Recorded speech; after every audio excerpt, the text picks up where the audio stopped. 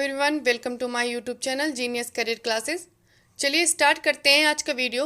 आज का जो मेरा वीडियो है वो सीटेट नवंबर 2012 का पेपर है, जिसमें मैं साइकोलॉजी सेक्शन पर डिस्कशन करूंगी।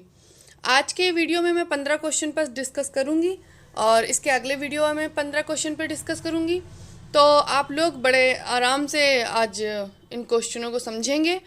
साथ ही साथ मैं थ्योरी पे भी थोड़ा थोड़ा डिस्कस करती चलूँगी, क्योंकि अगर हो सकेगा तो मैं थ्योरी अलग से भी पढ़ाऊँगी, लेकिन क्वेश्चन के साथ अगर थ्योरी डिस्कस करेंगे तो ज़्यादा सही रहेगा। तो आप लोग समझने की पूरी कोशिश करिएगा। बाकी पेडागॉजी तो मैं आसानी से करवाती जाऊँगी, बिल्कुल आप लोग आराम से बस देखते जाइए वीडियो को पूरा देखिए। ये जो सारे क्वेश्चन को जल्दी से देख लेते हैं, लेकिन अभी तक जितने लोगों ने चैनल को सब्सक्राइब नहीं किया है सब्सक्राइब कर लें और वीडियो को लाइक और शेयर जरूर कर दें। तो चलते हैं फर्स्ट क्वेश्चन की तरफ। क्वेश्चन नंबर फर्स्ट, निम्नलिखित में से कौन सा सूक्ष्म गतिक कौशल का उदाहरण है? निम्नलिखित में से कौन सा सूक्ष्म गति का उदाहरण है? तो दोस्तों देखिएगा, पहला ऑप्शन है लिखना, चढ़ना, फुदकना, दौड़ना।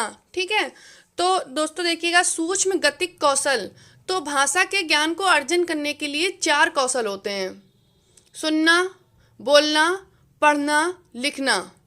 ठीक है, तो इनको एक ही क्रम में लिखा जाता है, तो आप इनका क्रम याद कर लीजिए शॉर्टकट में। सुबो पली, सु सुनना, बो पल बोलना, पा पढ़ना, ली लिखना।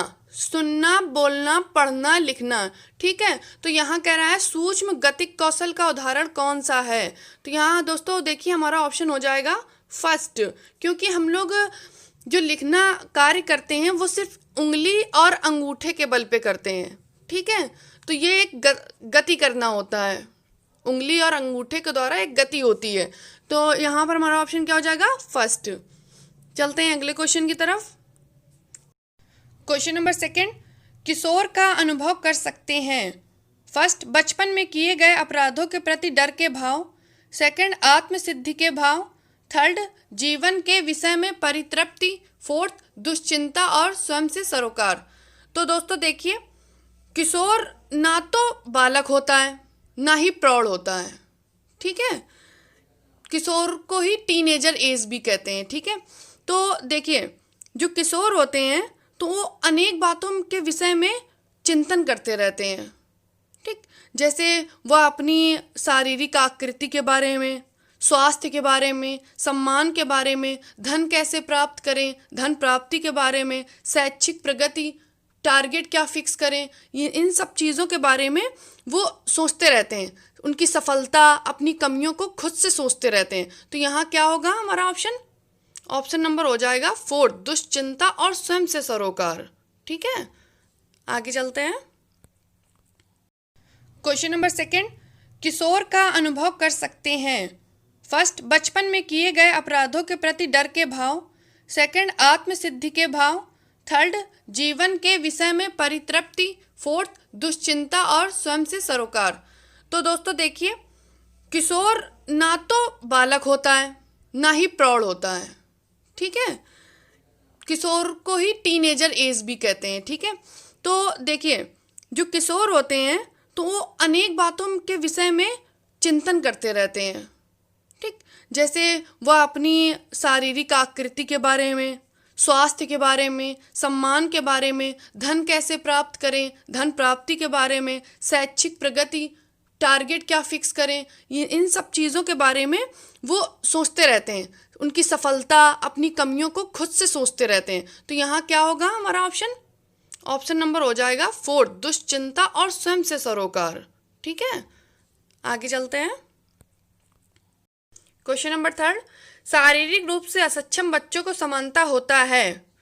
तो दोस्तों देखिएगा, शारीरिक रूप से असक्षम बच्चों को समानता क्या होता है? First option dyscalculia, dyslexia. Third, dysgraphia. Fourth, dysthymia. ठीक है, तो यहाँ पर वैसे डिसलेक्विया नहीं, डिसलेक्सिया होगा। ठीक, तो शारीरिक रूप से असक्षम बच्चों को डिस्ग्राफिया होता है। ये लिखने के संबंध में एक शारीरिक रूप से अक्षमता होती है। ठीक है, तो यहाँ हमारा ऑप्शन क्या हो जाएगा? थर्ड। और आपको बता दें हम, ये डिसकैलकुलिया जो होती है गणितीय अक्षमता होती है। ठीक है, चलते हैं आगे क्वेश्चन पे।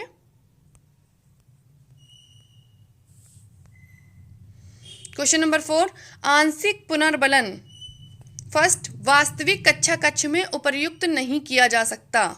सेकंड, पशुओं को प्रशिक्षित करने में सर्वाधिक कार्य करता है। थर्ड, सतत पुनर्बलन की अपेक्षा अधिक प्रभावी होता है। सतत पुनर्बलन की अपेक्षा कम प्रभावी होता है।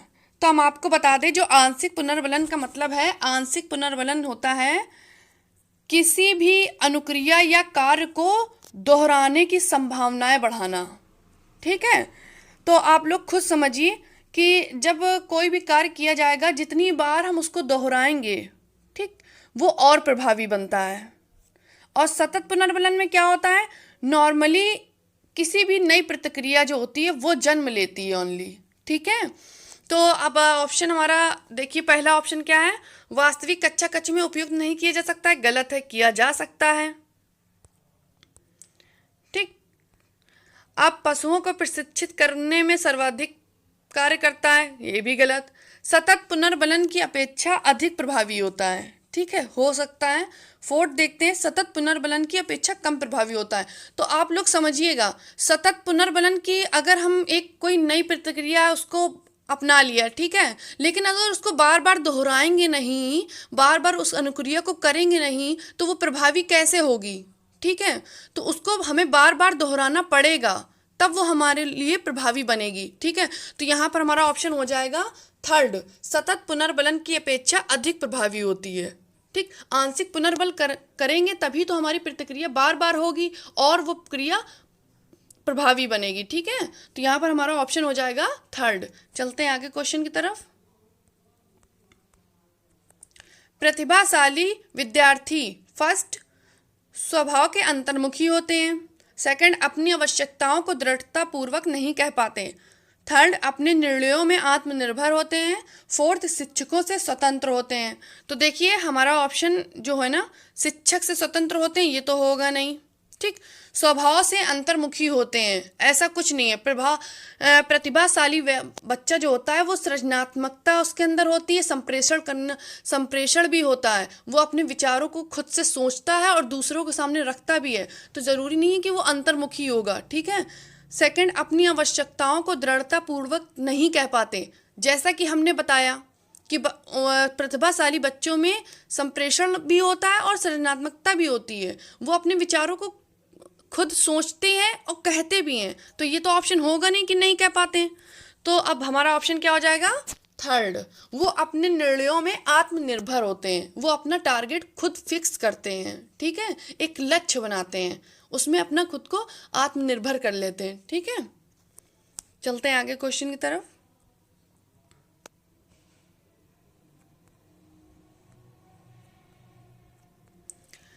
वाइगॉत्स्की के सिद्धांत का निहितार्थ है, प्रारंभिक व्याख्या के बाद कठिन सवालों को हल करने में बच्चे की सहायता ना करना। सेकंड, बच्चे उन बच्चों की संगति में श्रेष्ठतम रूप से सीख सकते हैं जिनका बुद्धि लब्धांक उनके बुद्धि लब्धांक से कम होता है। थर्ड, सहयोगात्मक समस्या समाधान। फोर्थ, प्रत्येक विद्यार्थी को व्यक्तिगत रूप से दत्त कार्य देना। ठीक है, तो आपको हम बता दें, जो वाइगॉत्स्की थे वो सामाजिक और सांस्कृतिक विकास का सिद्धांत दिया था। ठीक है, वो बच्चों को समाज से जोड़ना चाहते थे, विद्यालय की बाहर जो जिंदगी है उससे जोड़ना चाहते थे। ठीक है, तो वाइगॉत्स्की का एक सिद्धांत और भी है उनका, जैसे कि प्याजे कहते थे, बच्चा एक नन्हा वैज्ञानिक है, वो खुद से खोज करता है। ठीक, लेकिन वाइगॉत्स्की कहते थे कि बच्चे को अगर उसके समवयस्क से मदद मिल जाए तो वो आगे बढ़ने में और भी कार्यरत हो सकता है। ठीक है, अब उसको आगे बढ़ने में मदद मिलेगी अगर वो अपने समवयस्क के साथ हो जाए। ठीक है, तो उनका मानना था कि जैसे कि कोई भी बच्चा है, अगर वो कुछ सीख रहा है, उसको थोड़ी सी समवयस्कों से मदद मिल जाए तो वो अच्छा कर पाएगा। ठीक है, तो हम फर्स्ट ऑप्शन देखेंगे, प्रारंभिक व्याख्या के बाद कठिन सवालों को हल करने में बच्चे की सहायता ना करना, तो ये तो गलत हो जाएगा। ठीक है, और बच्चे उन बच्चों की संगति से श्रेष्ठतम रूप से सीख सकते हैं जिनका बुद्धि लब्धांक उसके बुद्धि लब्धांक से अगर कम होगा तो बच्चा कैसे सीखेगा भाई? उसी के बुद्धि लब्धांक से कोई दूसरा बच्चा कम बुद्धि लब्धांक का है तो क्या सीखेगा? ठीक है, तो यहाँ पर ये भी नहीं होगा और दत्तकार वाला भी नहीं होगा। यहाँ पर हो जाएगा सहयोगात्मक समस्या समाधान। जैसे कि हमने बताया है कि वायोगास्की का एक सिद्धांत है कि बच्चा अपने समवयस्कों की मदद से ज़्यादा सीखता है। ठीक है, तो यहाँ पर हमारा ऑप्शन क्या हो जाएगा? थर्ड। चलते हैं आगे की तरफ।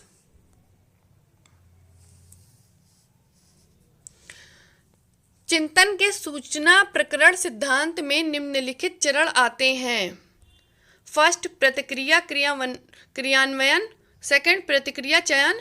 पूर्व प्रकरण। फोर्थ, श्रेणीकरण। ठीक है, तो देखिए इनका जो सही क्रम होगा वो आप एक कॉपी पेन में नोट कर लीजिए। इनका जो क्रम होता है, ये थ्योरी क्वेश्चन है, थ्योरी बेस्ड क्वेश्चन है, इसको आप एक कॉपी पेन में नोट कर लीजिए। इसका जो ऑप्शन होगा वो होगा फोर्थ। ठीक है, पहले आएगा पूर्व प्रकरण, फिर आएगा श्रेणीकरण, सेकंड आएगा प्रतिक्रिया चयन, फर्स्ट आएगा प्रतिक्रिया क्रियान्वयन। ठीक है,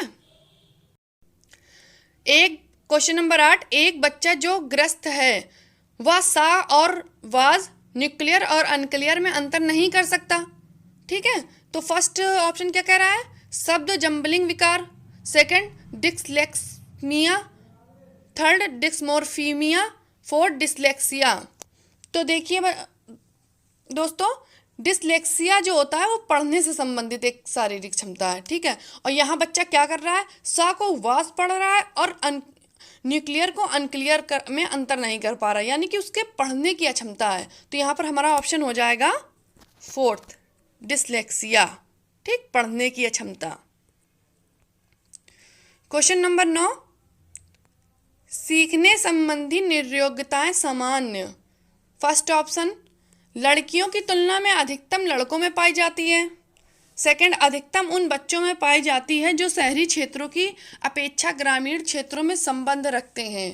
थर्ड, उन बच्चों में पाई जाती है विशेषता जिनके पैतृक अभिभावक इस प्रकार की समस्याओं से ग्रसित होते हैं।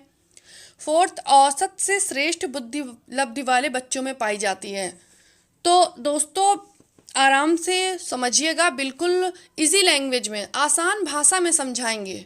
ठीक है, आप हमारे वीडियो के साथ बने रहिए, पूरा वीडियो देखें। हम आपको बिल्कुल आसान भाषा में पेडागॉजी समझाएंगे कि कैसे क्वेश्चनों को निकालते हैं, कैसे क्वेश्चन देख के आप आंसर निकाल सकते हैं। ठीक है, तो देखिए सबसे पहला ऑप्शन हम देखेंगे, लड़कियों की तुलना में अधिकतम लड़कों में पाई जाती है। तो ये तो लैंगिक पूर्वाग्रह हो गया।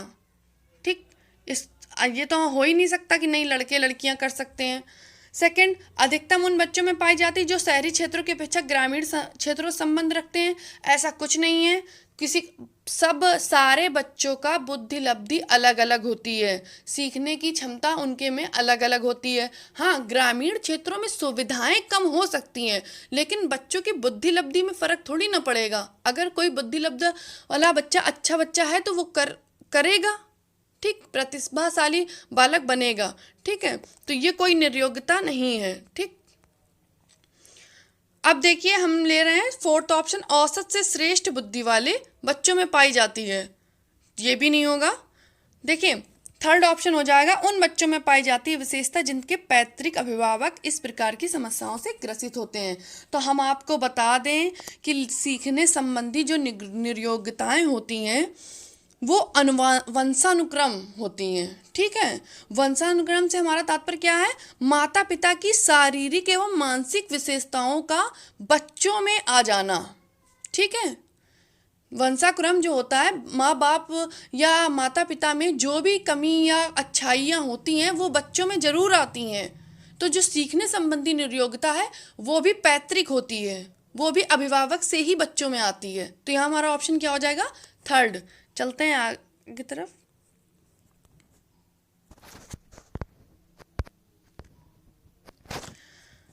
विद्यालय में नियमित उपस्थित के लिए वंचित बच्चों को प्रोत्साहित करने का निम्नलिखित में से कौन सा तरीका सर्वाधिक उपयुक्त होगा?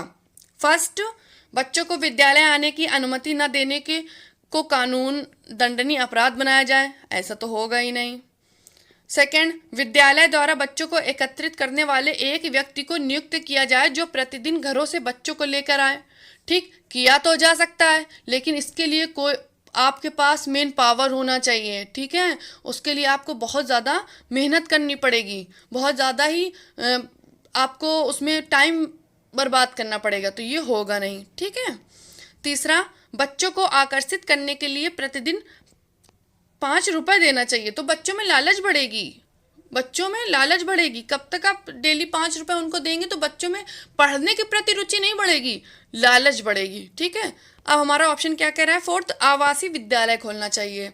तो ये हमारा ऑप्शन सही हो जाएगा, क्योंकि जो बच्चे वंचित बच्चे हैं उनको प्रोत्साहित, वंचित बच्चे मतलब जिनको आ नहीं पा रहे हैं, वो घर से उनका दूर पड़ रहा है, विद्यालय बहुत दूर है, साधन नहीं चल रहे हैं, किसी भी प्रकार की बाधा उत्पन्न हो रही है उनको आने में, तो उनके लिए आवासीय विद्यालय खोलना ज़्यादा उपयुक्त होगा। ठीक है, चलते हैं आगे की तरफ।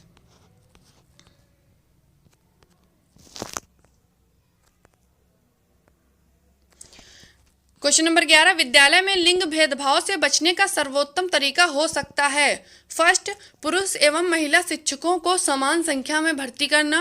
सेकंड, विद्यालय में लिंग भेदभाव को दूर करने के नियम बनाना और सख्ती से उनका पालन करवाना। थर्ड, संगीत प्रतियोगिताओं के लिए लड़कियों की अपेक्षा अधिक लड़कों का चयन करना। फोर्थ, शिक्षकों द्वारा उनके लिंग पक्षपात पूर्ण व्यवहारों का अधिसंज्ञान। तो दोस्तों देखिएगा, पुरुष एवं महिला शिक्षकों की समान संख्या में भर्ती करना ऐसा हो सकता है, लेकिन कोई ज़रूरी नहीं है। ठीक है, आगे देखते हैं। विद्यालय में लिंग भेदभाव को दूर करने के लिए नियम बनाना और सख्ती से पालन करना। ठीक है, हो सकता है, लेकिन हमें पॉजिटिव आंसर निकालना है। ठीक है, हमें वो आंसर निकालना है जो सबसे बेस्ट होता है। थर्ड, संगीत प्रतियोगिताओं के लिए लड़कियों की अपेक्षा अधिक लड़कों का, ये तो बिल्कुल गलत हो जाएगा। ठीक है, ये तो लिंग भेदभाव हो ही रहा है। फोर्थ क्या कह रहा है? शिक्षकों द्वारा उनके लिंग पक्षपात पूर्ण व्यवहारों का अधिसंज्ञान करना। तो देखिए ये हमारा ऑप्शन हो सकता है यही, क्योंकि देखो शिक्षक जब लिंग पक्षपात पूर्ण व्यवहार में परिवर्तन करेंगे, जब शिक्षक ही लिंग पक्षपात में भेदभाव करने लगेगा तो बच्चों में तो ऑटोमेटिकली आएगा। जब शिक्षक खुद सुधार करे अपने आप में, जो शिक्षक लिंग भेदभाव में विश्वास रखते हैं, लिंग भेदभाव करते हैं, उनको संज्ञान में लेना चाहिए, उनमें सुधार लाना चाहिए, तब बच्चों में, तब विद्यालय में सुधार आएगा। ठीक है, तो हमारा ये ऑप्शन हो जाएगा फोर्थ। ठीक, चलते हैं आगे की तरफ।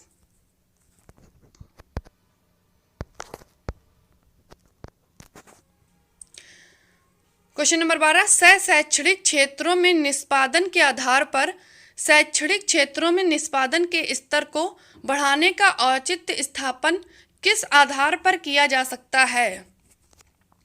फर्स्ट है, यह व्यक्तित्व विभिन्नताओं को संतुष्ट करता है, यह हास्याकृत विद्यार्थियों के लिए प्रतिपूरक भेदभाव की नीति का अनुगमन करता है, यह सार्वभौमिक धारण को सुनिश्चित करता है, या हाथ के लिए जाने वाले श्रम के प्रति सम्मान विकसित करता है।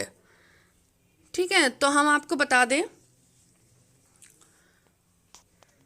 शैक्षणिक क्षेत्रों में निष्पादन के स्तर को बढ़ाने का औचित्य स्थापन जो किया जाता है वहाँ व्यक्तित्व विभिन्नताओं के द्वारा। ठीक है, तो यहाँ पर हमारा ऑप्शन हो जाएगा फर्स्ट, या व्यक्तित्व विभिन्नताओं को संतुष्ट करता है।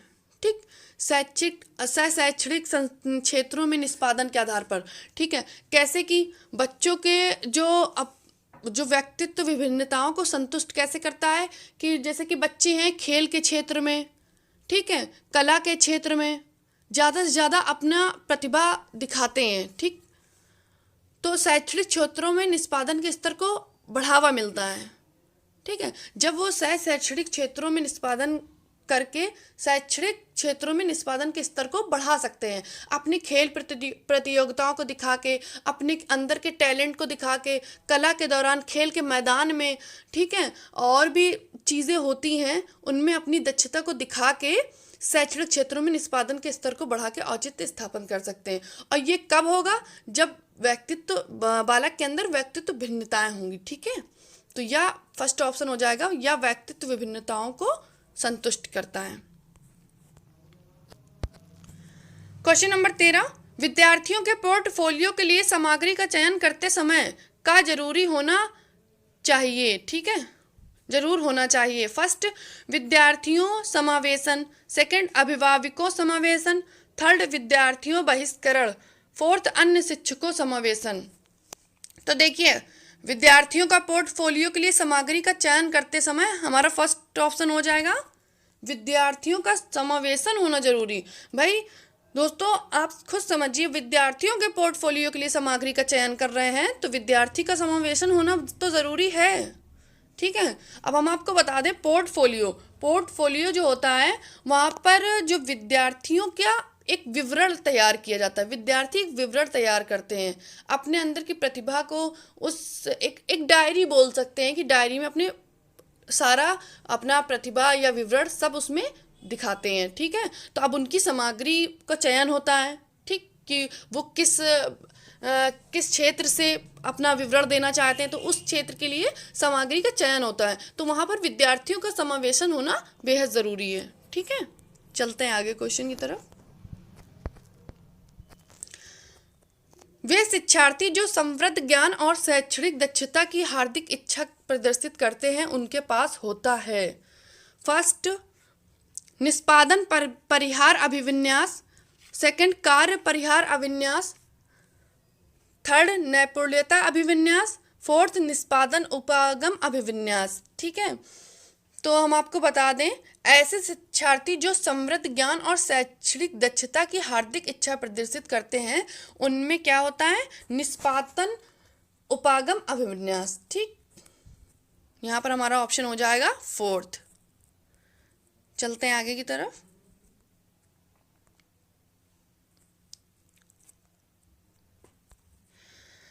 क्वेश्चन नंबर 15, शिक्षक के अलावा निम्नलिखित सभी को करते हुए समस्या समाधान को विद्यार्थियों के लिए मजेदार बना सकता है। फर्स्ट ऑप्शन, जब विद्यार्थी स्वयं से कोई कार्य करने की कोशिश कर रहे हो तो उनसे परिपूर्णता की अपेक्षा करना। सेकंड, मुक्त अंत वाली सामग्री उपलब्ध कराने। थर्ड, मुक्त खेल के लिए समय देने। फोर्थ, सृजनात्मक चिंतन के लिए असीमित अवसर उपलब्ध कराने। तो देखिए, सभी को करते हुए समस्या समाधान को विद्यार्थियों के लिए मजेदार बनाया जा सकता है। देखो हम दोस्तों, बिल्कुल आप ध्यान से सुनिएगा। ठीक है, देखिए, समस्या समाधान को विद्यार्थियों के लिए मजेदार आप इससे भी बना सकते हैं, मुक्त खेल के लिए समय देने से भी बना सकते हैं, सृजनात्मक चिंतन के लिए असीमित अवसर उपलब्ध कराने, इससे ही। अब आप देखिएगा फर्स्ट ऑप्शन, जब विद्यार्थी स्वयं से कोई कार्य करने की कोशिश कर रहे हैं तो उनसे परिपूर्णता की अपेक्षा, शिक्षक को उनसे परिपूर्णता की अपेक्षा नहीं करनी चाहिए। परफेक्ट वो कोई काम कर रहे हैं, जरूरी नहीं है कि वो परफेक्ट ही कर रहे हो। ठीक, कोशिश कर रहे हैं, हो सकता है, लेकिन वो परिपूर्ण नहीं हो सकते हैं। ठीक, परफेक्ट नहीं हो सकते हैं। तो शिक्षक को अगर किसी समस्या का समाधान करना है, विद्यार्थियों के लिए मजेदार बनाना है, तो विद्यार्थियों के ऊपर नहीं छोड़ना है कि तुमने जो किया वो परफेक्ट होगा। ठीक है, उसको खुद से, हाँ, उनका कोशिश को जारी रखेंगे लेकिन परिपूर्णता उनको नहीं कहेंगे, उसकी अपेक्षा नहीं करनी चाहिए, परफेक्ट की अपेक्षा नहीं करेंगे। ठीक है, तो ये हमारा ऑप्शन हो जाएगा फर्स्ट। आज हमने अपने 15 क्वेश्चन यहाँ डिस्कस कर लिए हैं। आगे आने वाले वीडियो में हम आगे के 15 क्वेश्चन डिस्कस करेंगे। बहुत आसानी से साइकोलॉजी को समझेंगे। हमारे साथ बने रहिए, आप लोग हमारा सपोर्ट करते रहिए और वीडियो को पूरा देखने की कोशिश करें, क्योंकि आप जितना ज़्यादा प्रैक्टिस पे ध्यान देंगे आप उतना अच्छा स्कोर कर पाएंगे। ठीक है, तो thanks for watching my video, और मेरी वीडियो को लाइक और शेयर ज़रूर करें और चैनल को सब्सक्राइब करना ना भूलें।